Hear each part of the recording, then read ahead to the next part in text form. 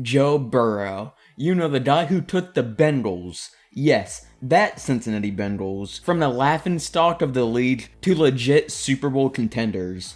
The guy who gives Patrick Mahomes nightmares, and is now the second highest paid player in NFL history, only because the Cowboys are stupid. But let's not get ahead of ourselves here. What a lot of people don't know is that Burrow didn't come out of the gate as some 5-star prodigy. This guy started out as a third stringer at Ohio State. So how did he go from being forgotten at Ohio State to becoming one of the best quarterbacks in the NFL? Let's dive in. Now, Burrow didn't come out of nowhere, but he also wasn't born into greatness. His dad, Jimmy Burrow, was a longtime football coach, so Joe grew up around the game. Football was in his DNA, but even with that background, you couldn't have predicted what was next. This dude absolutely dominated high school football at Athens High School. We're talking over 11,000 passing yards, 157 passing touchdowns, and on top of that, he rushed for over 2,000 yards and added another 27 touchdowns on the ground. And he wasn't racking up just empty stats. He led Athens to its first 7 playoff wins in school history. Yeah. Athens had never won a playoff game before Joe came along, and then they won 7. Burrow was crowned Ohio's Mr. Football in 2014. He also won Gatorade Player of the Year. With all of that, Joe was rated a 4-star recruit. A little bit later, and Joe Burrow commits to Ohio State University, one of the best colleges around. It was his absolute dream scenario, but the sad thing is, the stage wasn't set on him. Today, quarterback Joe Burrow announces on Twitter he will transfer from Ohio State. He arrived at Ohio State in 2015, and guess what? He was buried in the depth chart. He was a third string behind J.T. Barrett and Dwayne Haskins. Burrow barely touched the field for 2 seasons. He only threw 29 passes for 287 yards in total over his 2 years. For a guy who's as competitive as Burrow, it was brutal. He knew deep down that he was good enough to start, but Ohio State already decided on who was their guy, and it wasn't Joe Burrow. But Joe just couldn't accept that backup role, and he said, "I didn't come here to sit on the bench for 4 years." He knew he could play and make a difference, and he knew he had to make a change.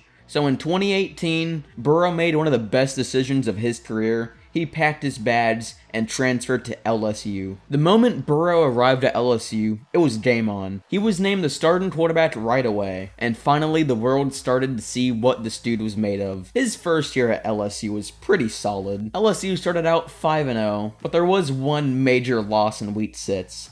They ran into the Florida Gators. Joe Burrow threw 2 picks, one of them being a pick 6. At this point, a lot of people still wasn't sure that Joe Burrow was the best guy. But if there's one thing you need to know about Joe Burrow, it's that he doesn't bat down. He comes back the very next week and takes down number 6 Georgia. LSU wins 36-16, and Burrow helps put LSU back on track. But that was just the warm-up. Let's fast forward to 2019. This is where Joe Burrow's legend really takes off. And I mean, it wasn't a good season. It was arguably the greatest college football season we've ever seen. Except for 2001 Miami, obviously. Back to the video! They start the year by blowing out Georgia Southern 55-3. Burrow throws 5 touchdowns, and from there, it's just an onslaught. LSU takes down number 9 Texas next, with Burrow thrown for 471 yards and 4 touchdowns. Game after game, Burrow was just absolutely torching defenses, but it all came down to the Alabama game. LSU versus Alabama, number 2 versus number 3. This was Burrow's Heisman moment.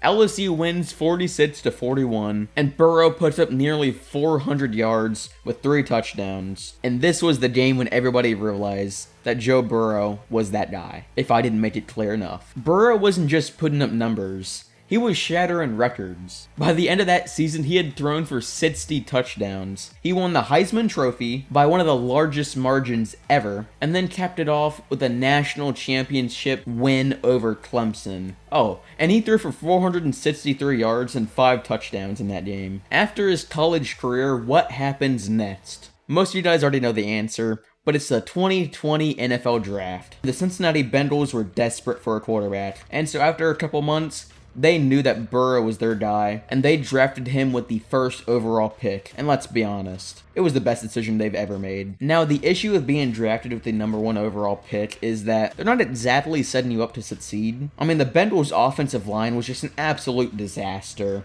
The team was in the middle of a rebuild, but Burrow was ready for the challenge. Now, Burrow's rookie year was completely mixed. He showed flashes of greatness. He was very accurate and calm under pressure, and clearly the future of the Bengals. In just 10 games, he threw for 2,688 yards and 13 touchdowns.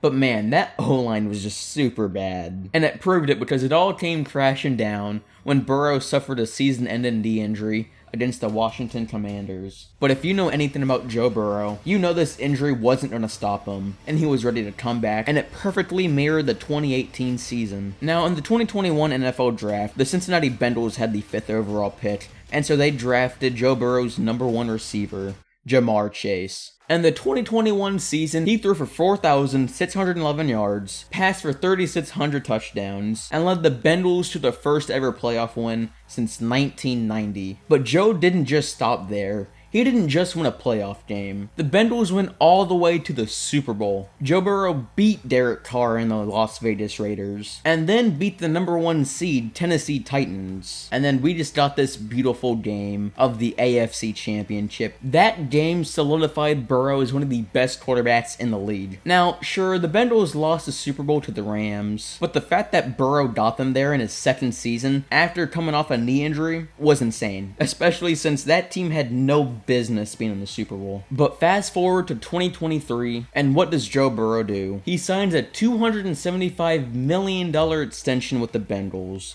making him the highest paid player in NFL history. This guy went from being a third stringer at Ohio State to being the face of an NFL franchise. And let's not forget, he's still only in his mid-20s. The Bengals are definitely going to have another chance to win a Super Bowl. Now, the 2023 season kind of sucked for the Bengals because they did have an offensive powerhouse. I mean, Ja'Marr Chase, T. Higgins, Tyler Boyd, Joe Mixon, and then they probably could have made the Super Bowl again, but then he got injured, so that happened. And now in this year, they're not off to the greatest start. Right now, they're 2-4, but they still have one of the best offenses in the league. Their defense is just really bad, and the coaching is just worse. But what happens next for Joe Burrow and the Cincinnati Bengals? Can they turn their season around? Because I really hope they do. I love the Bengals. I mean, as long as the Bengals have Joe Burrow, they're always going to be in the midst for a Super Bowl. Joe Burrow's story is more than just football. It's about resilience, proving people wrong, and rising to the occasion when no one else believes in you. From being a forgotten backup at Ohio State to becoming the second highest paid player in NFL history. Thanks, Cowboys. Burrow's rise is nothing short of legendary. Thanks for watching, everyone. I hope you guys enjoyed this video. It's my first ever video essay, so make sure to hit that like button, subscribe, and drop a comment what I can do better. Who do you think will win MVP this year? I don't think it's going to be Joe Burrow, but I mean, he's just been playing perfect. Click the video on the left if you want to see why the Detroit Lions are going to make a new dynasty. Or click the video on the right to see why everything just changed for the Miami Hurricanes. And my prediction was looking very good because right now they're 6-0. But yeah, peace.